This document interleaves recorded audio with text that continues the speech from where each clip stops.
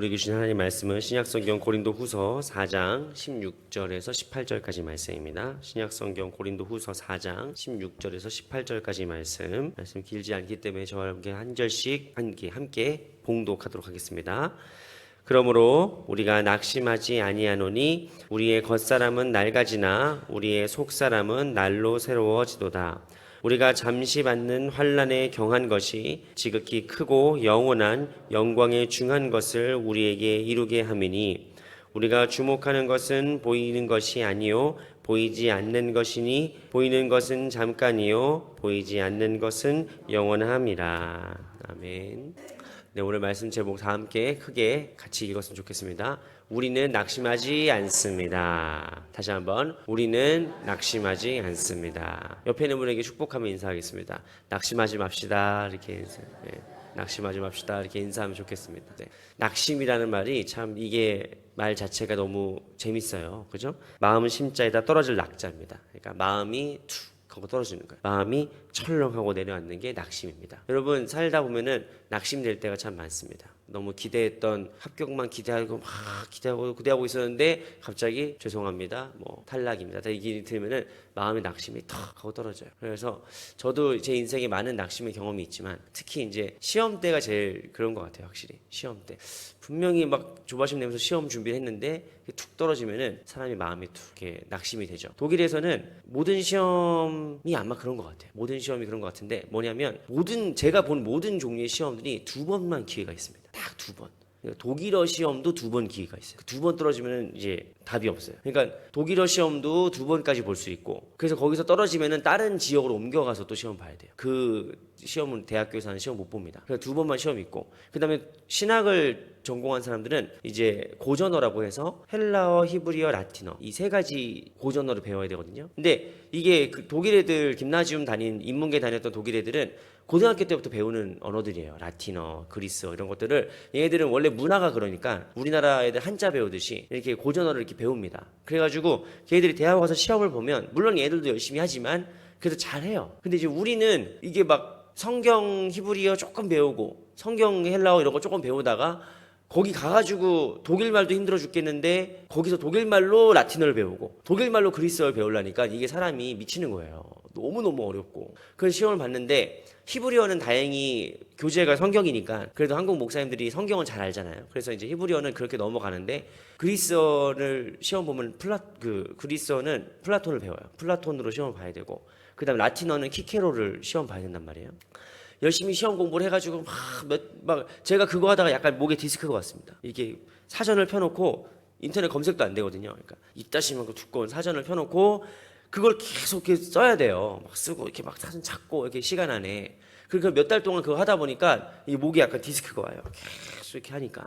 근데 어쨌든 그렇게 한 학기를 공부를 해가지고 시험을 딱 봤는데 떨어졌어요. 마음에 낙심이 확. 여러분 낙심이 오면 어떻게 되느냐 사람이 아무것도 하기 싫어요.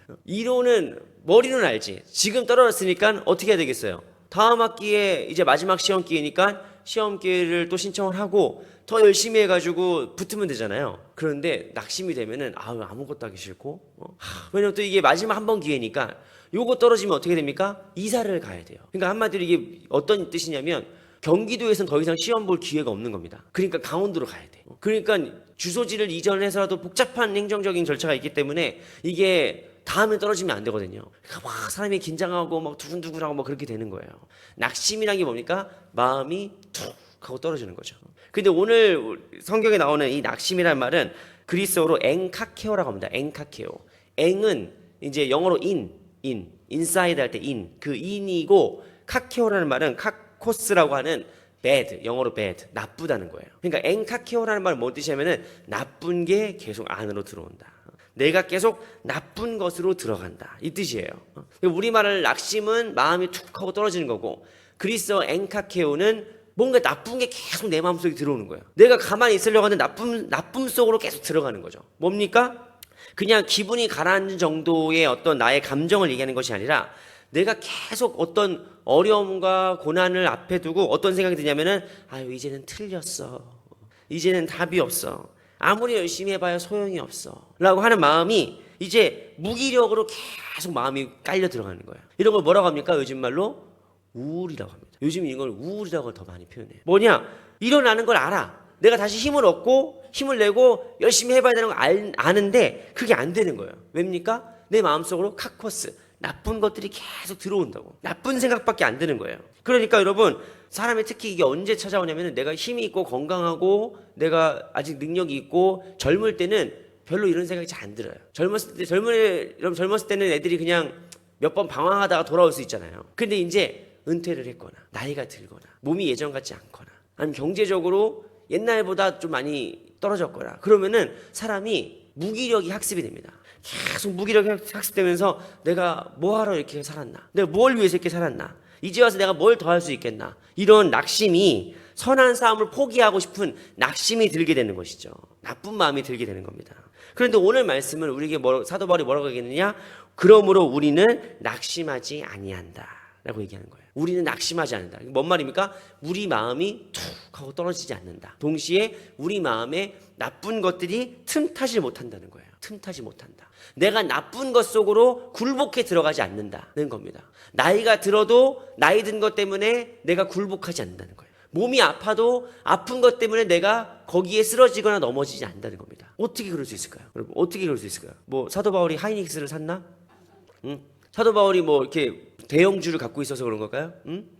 왜 사도 바울은 옥에 갇히고 매맞고 고문당하고 막 사람들한테 손가락질 당하고 막 엄청난 고난을 겪는데도 낙심하지 않을 수 있을까요? 어떻게 그럴 수 있느냐? 그 비밀이 뭐냐면 16절 하반절에 나옵니다. 16절 하반절 뭐라고 써 있습니까?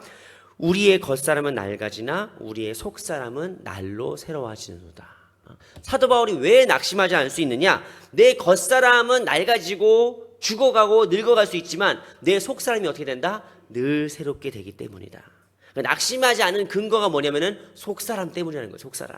여러분, 사도 바울은 겉사람과 속사람을 구분하고 있는 겁니다. 겉사람은 무엇이냐? 이게 단순히 첫 번째 육체죠. 내 육신. 육신이 날마다 안티에이징 할 수 있으면 얼마나 좋겠어요. 여러분의 나이가 신체 나이가 병원 가서 봤더니 환자분은 아니지. 뭐라고 해야 돼? 만약에 어머니 아버지 어머님 연세가 뭐 70이신데 신체 나이는 50이에요. 연세는 88순이 넘으셨는데 신체 나이는 뭐 50이에요. 이러면 여러분 기분 좋잖아요. 이게 여러분 사람들이 왜 운동하고 왜 약 먹고 왜 좋은 거 먹고 좋은 데 다닙니까? 젊어지려고 그러는 거예요. 안티에이징. 미국의 어떤 갑부는 젊어지려고 아들한테 피를 수혈해 받아요. 젊어지려고. 피가름을 한다고, 피가름을. 젊게 살고 싶어서, 죽고 싶지 않아가지고. 그 정도로 사람들이 이 나이 들고 병약하고 아프고 이러는 것은 너무 어려운 일이죠. 첫 번째, 겉사람은 뭡니까? 내 육체를 말하는 겁니다. 첫 번째. 근데 두 번째, 단순히 이 몸만 겉사람이라고 얘기하는 것이 아니라 나의 사회적인 지위와 내가 가지고 있는 소유와 나의 사회적인 어떤 그 위치도 겉사람인 거예요. 그래서 제가 지난주에 너무 감명 깊게 읽었던 그 책과 강연이 있다고 말씀드렸잖아요. 김정원 교수님의 그 강연 들으면서 지난주에 설교 그렇게 했더니 한국일 교수님이 책 내용 너무 좋다고 저한테 한 몇 번 얘기하시는 거예요. 그래서 그냥 드렸어요. 그래서 이거 교수님 읽으세요. 그래서 드렸어요. 근데 거기 내용 보면 뭐가 써 있냐면은 그분도 나름 광림교회 대형교회 목사님 아들로서 나름 그 강남에 자기 친구들이 다 옛날에 막 대기업 사장 뭐 어디 부회장 어디 이사 막 높은 데까지 올라갔던 사람들이라는 거예요.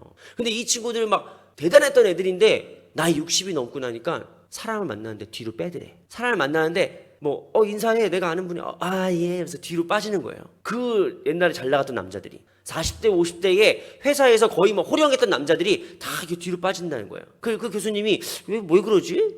얘네들이 그런 애들이 아닌데 엄청 당당하고 멋진 애들인데 왜 이렇게 계속 자신감 없이 뒤로 빼지? 봤더니 왜 그럴까요? 명함이 없어요. 나이 60이 넘으면 한국 남자들이 명함이 슬슬 사라집니다. 그 명함이 사라지니까 어떻게 되는 거예요? 자신감이 없어지는 거예요. 그럼 지금까지 그 사람의 겉사람은 뭐였느냐? 나의 이 건강한 육체 그리고 나의 사회적인 지위죠. 그게 내 명함이에요. 내가 사는 집 주소가 내 명함이었어. 근데 그게 빠지고 그런 명함이 사라지고 나니까 겉사람이 어떻게 되는 거예요?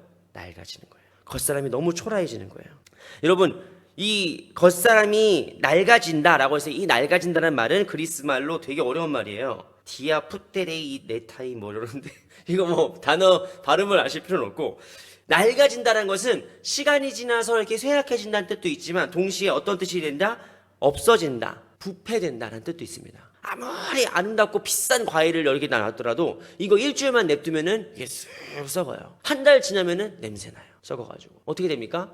우리 겉사람이 그렇다는 거예요. 내가 아무리 내 몸이 막 강철 같고 옛날에 막 몇 날 며칠 동안 밤새서 막 술을 먹고 해도 건강했던 몸인데 이 몸이 어떻게 되는 거예요? 옛날처럼? 옛날 같지 않은 거죠. 이렇게 사그러들어요. 이게 쇠퇴해져 갑니다. 그런데 여러분 겉사람만으로 살아온 삶이 얼마나 초라해지는 거예요. 그러니까 만약에 내 인생이 초라하지 않다고 느끼면 여러분 아직 젊은 겁니다. 아직 내가 젊은 거예요. 이제 슬슬 초라해지고 이제 아파오고 자신감이 사라지고 그렇게 되면은 이제 겉사람이 낡아지고 있는 거예요. 그럼 이렇게 되면 이제 인생 무상 이렇게 가는 거죠. 그런데 하나님께서 우리에게 주신 또 다른 사람이 뭐냐? 속사람인 거예요. 속사람. 이 속사람은 무엇이냐? 성령께서 우리를 거듭나게 하신 내적 자. 내적 자는 우리 힘으로 태어난 게 아니라 하나님께서 우리를 태어나게 하신 거예요. 이 속사람이 새로워지는 거예요. 그래서 그런즉 누구든지 그리스도 예수 안에 있으면 새로운 피조물이라 할 때 그 새로운 피조물이 뭐예요? 우리 안에는 속사람입니다. 이 속사람은 어떤 거예요? 성경이 뭐라고 얘기합니까? 날마다 새로워진다라고 말하는 거죠. 이 속사람은 냅두면은 그냥 낡아지고 쓰러지고 썩어가는 것이 아니라 이 속사람은 어떻게 된다고요? 새로워진다는 거예요. 여러분 이 말씀을 잘 오해하시면 안 됩니다. 잘 들으셔야 돼요. 왜냐하면 속사람은 내가 아자아자 화이팅 해서 새로워지는 게 아니에요. 내가 오늘 아침에 일어나가지고 내가 이제 힘을 내보자. 아자아자 화이팅 하면서 이 속사람이 내가 새롭게 만드는 게 아니라 성령이 우리를 새롭게 만드시는 거죠. 우리가 새로워지는 것이죠. 그래서 내 안에 살아계신 성령님께서 오늘도 지금 이 순간에도 우리를 새롭게 빚어가시는 것이 속사람이 새롭게 되는 것입니다. 여러분 믿겨지지 않겠지만 우리의 몸은 사실 늘 새롭게 만들어지고 있어요. 여러분 만약에 여러분이 코로나 걸렸다고 한번 칩시다. 코로나 걸렸어? 요즘은 코로나가 뭐 세지 않지만 코로나 걸려서 만약에 여러분이 격리가 돼야 된다고 해봅시다. 그래서 막 창문도 못 열고 방 다 닫고 있고 격리가 돼 있어요. 딱 있으면은 여러분이 거기서 뭐 한 2주 동안 살아야 된다. 혼자 밥 다 갖다 주고 뭐 걱정 없이 아무튼 살 수 있다. 산다고 하면은 여러분 깨끗한 집에 여러분이 2주 동안 문 다 닫고 전혀 왕래 없이 산다고 했을 때 쓰레기가 나올까요? 쓰레기가 아니라 뭔가 더러운 게 먼지가 나올까요? 안 나올까요? 나올까요? 안 나올까요? 나오죠. 왜 나올까요? 어디서 나올까요? 그 먼지가 여러분 몸에서 나옵니다. 여러분 몸에서 나와요. 바닥이 깨끗한 바닥에서 내가 뭐 일주일이고 뭐 이렇게 살잖아요. 그러면은 그 뭐 이불에서 나오고 이러는 게 아니라 바닥을 쓱 만져보잖아요. 그럼 허연 가루 같은 게 나와요. 그게 뭔지 아세요? 우리 몸에 각질 아니고 각질 아니고 우리 몸에 죽은 세포들이에요. 여러분 사람의 몸에는 세포가 매일매일 갈라집니다. 매일매일 갈려요. 모르죠? 나는 그걸 모르지. 그런데 여러분 늘 새로운 세포가 일어나고 있는 거예요. 몸에도. 마찬가지입니다. 신앙도 내가 뭐 예수 믿는 거 맨날 똑같은 거 같고 예수 믿어도 별로 달라진 것 같지 않고 그러잖아요. 여러분 인생을 쫙 조망해 보잖아요. 10년 전보다 여러분은 훨씬 좋은 사람들이에요. 아닌가? 옆에 한번 봐보시게. 얼굴 한번 봐보세요. 여러분 예수 믿기 전보다 여러분이 지금 훨씬 좋은 사람들이에요. 새로워지고 있기 때문이에요. 하나님의 손길이 쉬지 않고 멈추지 않고 우리를 새롭게 만드시기 때문입니다. 여러분 성경은 안티에이징, 여러분의 겉사람이 낡아지는 것을 부정하라고 말씀하지 않으세요. 우리 몸은 나이 들수록 아프죠. 돈이 없으면 자신감이 없죠. 당연히 힘들죠. 그런데 성경이 말하는 은혜는 무엇이냐? 겉사람에게 축복하시는 것도 있지만 진정한 축복은 무엇입니까? 우리의 속사람이 날마다 새로워지는 것입니다. 우리의 속사람이 끝나는 것이 아니라 오히려 완성되는 것이 하나님의 은혜인 것입니다. 그것이 성령께서 우리에게 매일 아침 부시는 은혜인 것이에요. 그 17절 말씀 보시면 주님께서 그 바울이 어떻게 고백하느냐? 우리가 잠시 받는 환난에 경한 것이 지극히 크고 영원한 영광에 중한 것을 우리에게 이루려 함이니라고 얘기합니다. 여러분 잠시 당하는 환난, 이 경한 것, 지금 바울이 경험하는 환난과 고난은 그냥 가벼운 게 아니에요. 매를 맞고 돌에 맞고 바다에 빠지고 굶주리고 너무 힘든 일들이에요. 그런데 그 힘든 일들을 겪을 때 바울이 뭐라고 얘기하는 겁니까? 이건 경한 것이지, 이건 가벼운 것이지, 이까짓 거 못하겠냐? 라고 말하는 거거든요. 왜 그럴까요? 어떻게 그렇게 말할 수 있습니까?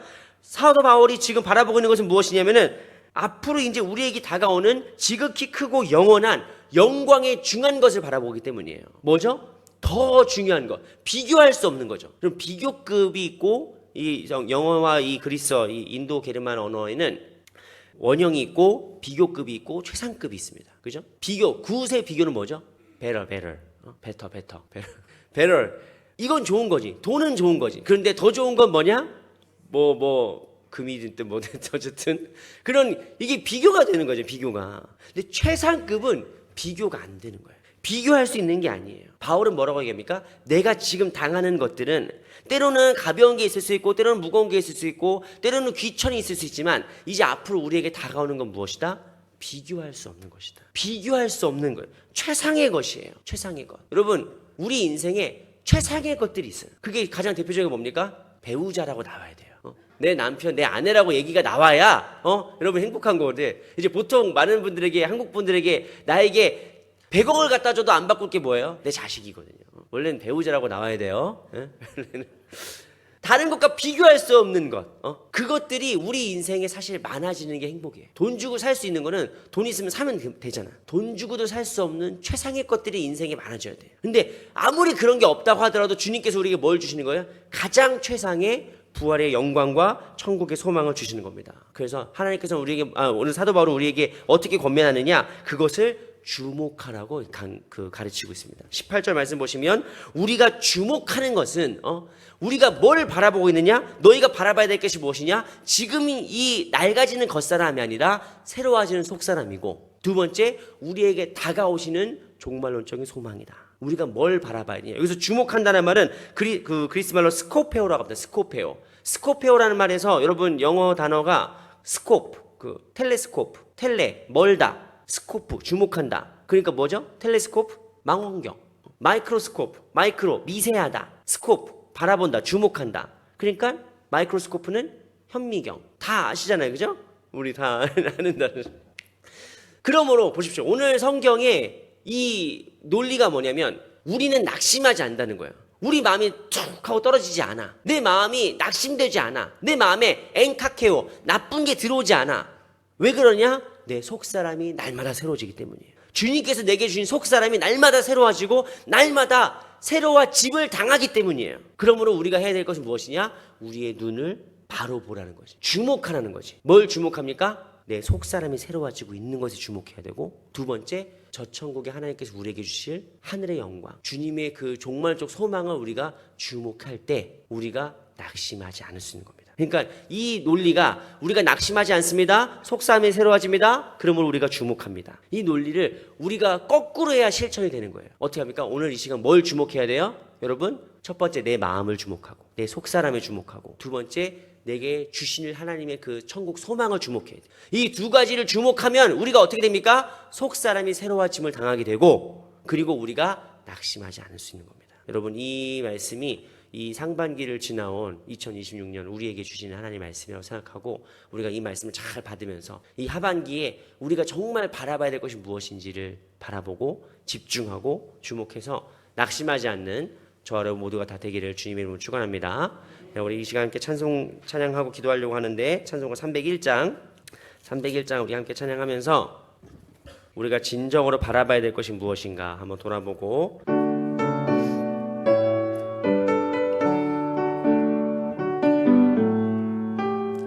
지금까지